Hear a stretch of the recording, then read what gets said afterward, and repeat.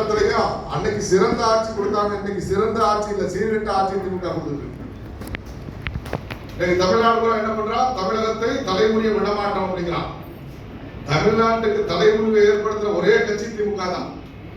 அது ஊழல் ஆரம்பிச்சாலும் சரி, இன்னைக்கு தமிழ்நாட்டில் நடந்து கொண்டிருக்கக்கூடிய சட்டம் ஒழுங்கு பிரச்சனைகளா இருந்தாலும் சரி, பெண்களுக்கு பாதுகாப்பற்ற நிலையில் இருக்கக்கூடிய மாநிலம் அப்படிங்கிற பேர் எடுத்து கொடுத்ததா இருந்தாலும் சரி, லட்சக்கணக்கான தமிழர்கள் கொல்லப்பட்ட பொழுது வேடிக்கை பார்த்த அரசாங்கம் அப்படிங்கிற பேர் எடுத்து கொடுத்ததா இருந்தாலும் சரி, இலங்கையில்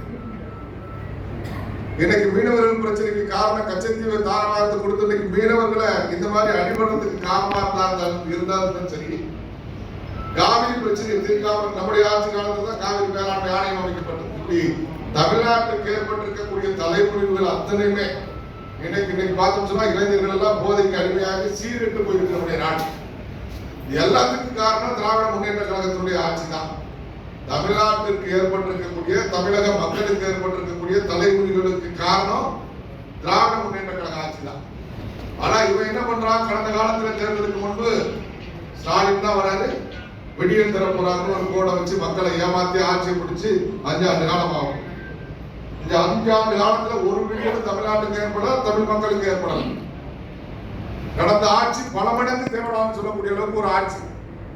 அவங்க இப்ப திரும்ப போடு வைக்க ஆரம்பிச்சிருக்காங்க, தமிழ்நாட்டை தலைமுடியை விட மாட்டோம்.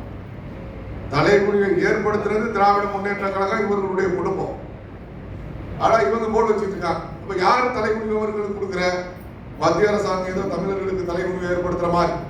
இன்னைக்கு நம்முடைய பிரதமர் நரேந்திர மோடி அவர்கள் உலகம் பூரா போய் தமிழ் மொழியை பத்தி பேசுறாரு, உலகம் பூரா திருவள்ளுவரை பத்தி பேசுறாரு, உலகம் பூரா ராஜேந்திர சோழனை பத்தி பேசுறாரு, உலகம் பூரா ராஜராஜ சோழனை பத்தி பேசுறாரு.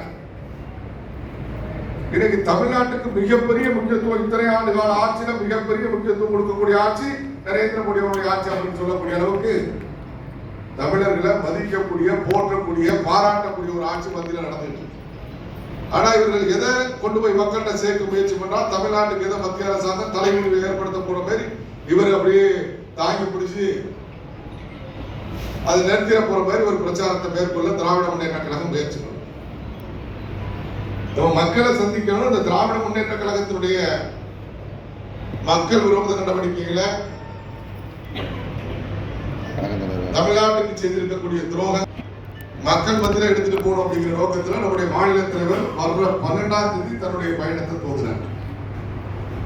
யாத்திரைனா வட மாநிலத்தை சொல்ற மாத்திட்டு